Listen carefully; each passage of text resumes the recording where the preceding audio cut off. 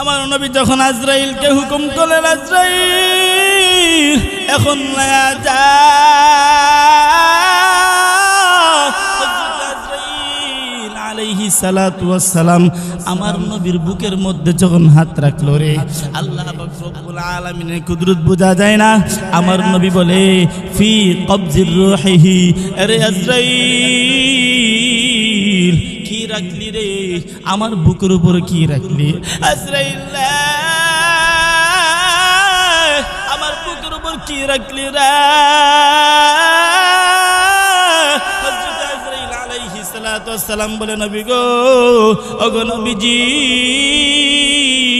আপনি আল্লাহর হাবিব, আপনি হইলেন আল্লাহর বন্ধু।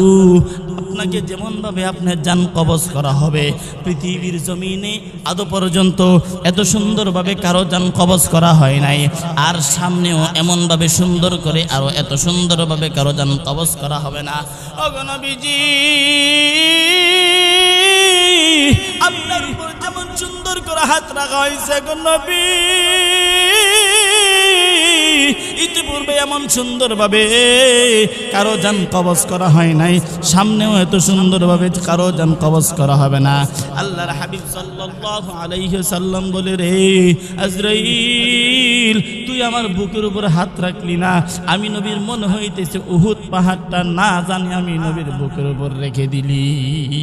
আরে নবীর উম্মতের দল, মৃত্যুর মুরাকাবা করু রে, মৃত্যুর যন্ত্রণা কত কঠিন। আমার নবীর কত কষ্ট হয়েছে রে, যে নবীর না বানাইলে আল্লাহ আসমান জমিন বানাইতেন না। ওই নবীর যদি সাকরাতের সময় এমন অবস্থা হয়, না জানা আমাদের সাকরাতের সময় কেমন অবস্থা হয়। আমার নবী রাহমাতুল লিল আলামিন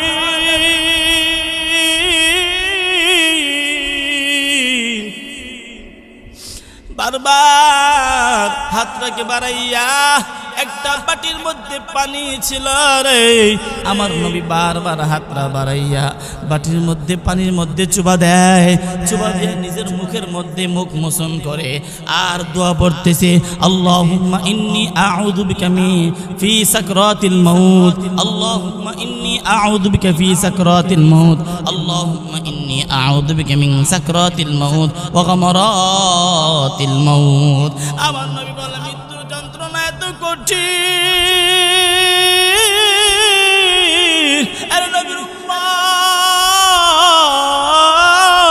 আম্মা জান আয়েশা রাদিয়াল্লাহু তাআলা আনহা নবীজির পাশে বসা ছিল রে। আমার নবী মৃত্যুর সময় করুণ কাহিনী, আমার নবী মৃত্যুর সময় যদি এত যন্ত্রণা হয়, না জানি আপনি আর আমার সময় কেমন যন্ত্রণা হয়। আরে নবীর